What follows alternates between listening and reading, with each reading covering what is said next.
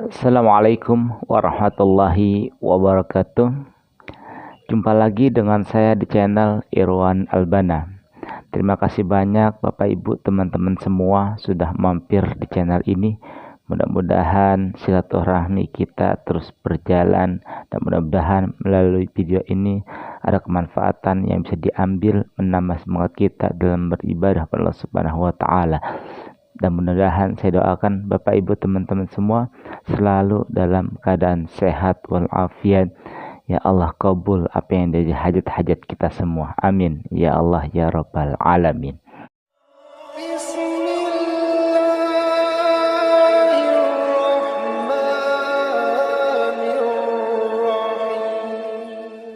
Allahumma salli ala sayyidina Muhammad wa ala alihi wa sahbihi wa barik wa sallim ajma'in.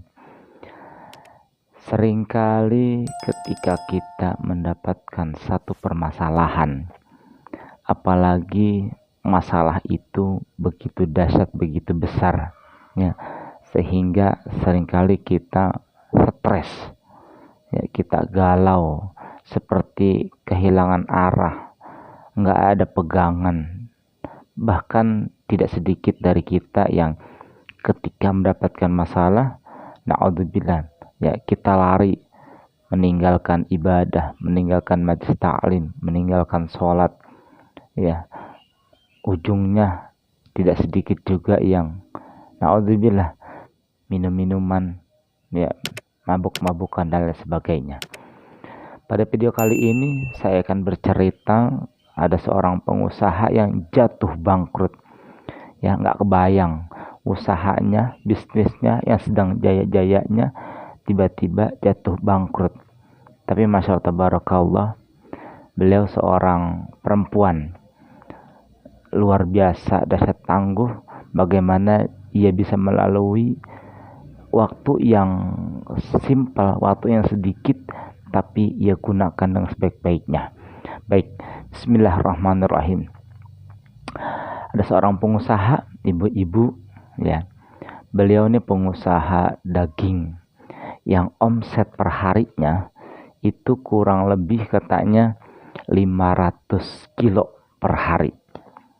Sekian lama, sekian tahun berusaha, usahanya ini bisnisnya berjalan, tiba-tiba qadarullah jatuh.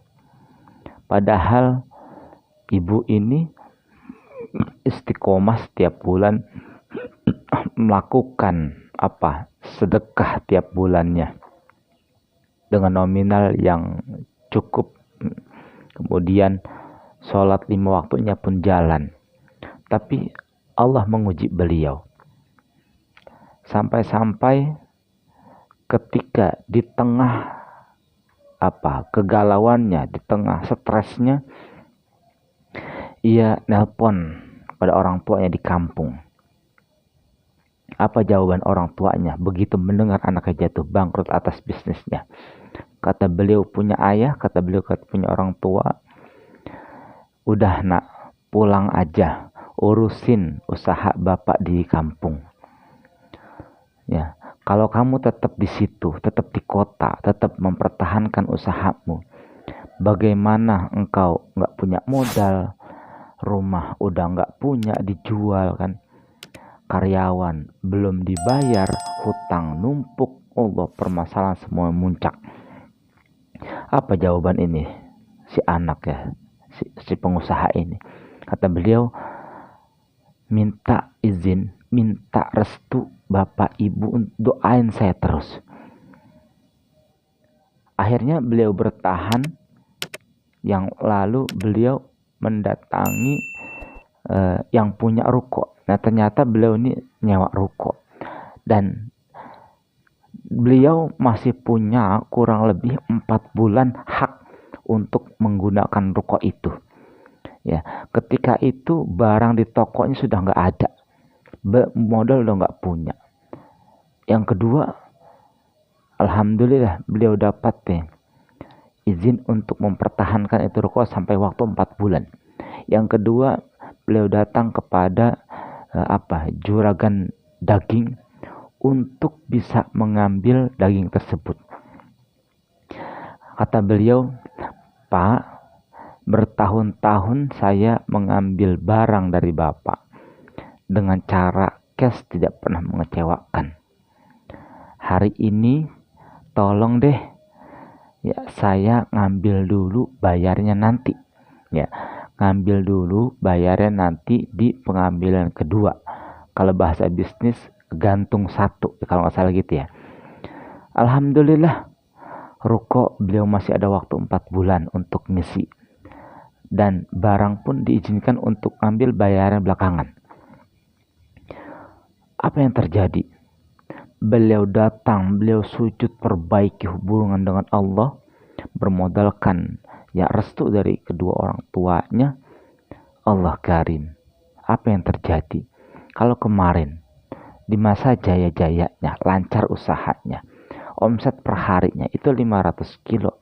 Hari ini ya tiba-tiba aneh luar biasa, kok bisa 500 kilo, naik 1 ton, naik 3 ton, naik 5, terus naik terus sampai jarak yang begitu sedikit, 4 bulan itu beliau bisa melunasi hutang-hutangnya yang kemarin, bisa membayar upah karyawan-karyawannya ya. Dan kemudian beliau bisa memiliki ruko di tempat yang lain. Dahsyat luar biasa. Ada satu wejangan dari beliau. Apa kata beliau? Kalau kita bisa percaya kepada sama manusia, kenapa kita nggak percaya dengan janji Allah Subhanahu wa Ta'ala? Ya, kata beliau, ketika menghadapi masalah, bertahan di situ, jangan putar balik. Artinya jangan meninggalkan masalah tersebut, tapi hadapi dengan segala kemampuan. Apapun yang terjadi, bismillah, percayalah. Terus mendekat pada Allah, hadapi masalah tersebut. Alhamdulillah, dengan izin Allah. Ya, pelan-pelan tapi pasti, waktu yang dahsyat luar biasa. Ya, hanya 4 bulan kata beliau kurang lebih bisa melunasi semua permasalahannya. Allah.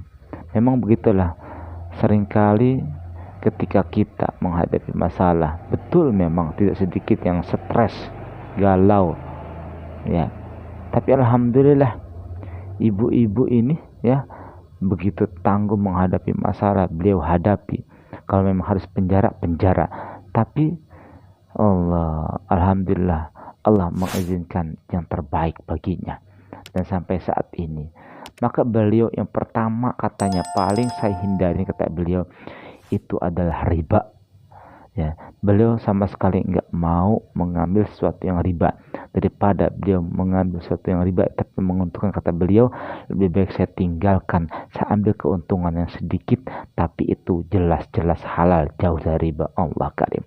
Maka kita belajar dari kisah beliau ya, 100% percaya pada Allah, mendekat ya. Kita mesti berlari, kita malu.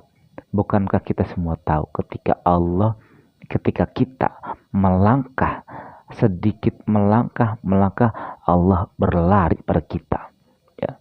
Bagaimana kalau kita berlari pada Allah? Allah akan secepat kilat mendatangi kita.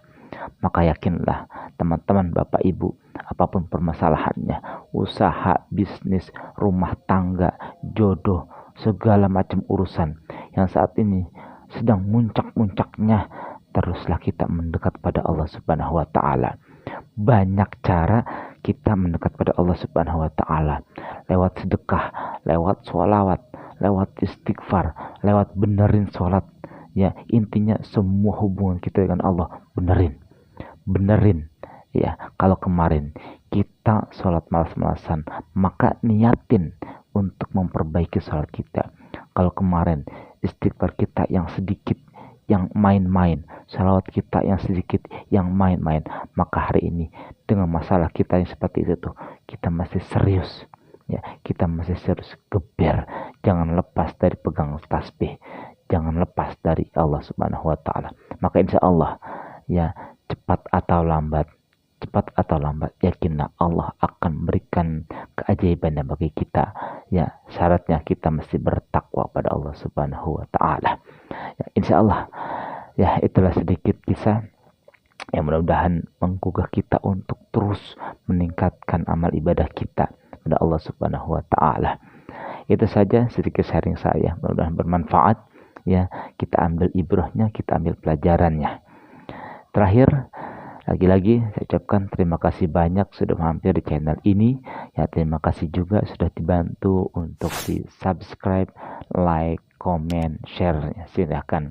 Yang punya testimoni, silahkan kirimkan testimoninya di WA saya dan juga di email saya. Silahkan cerita panjang di sana.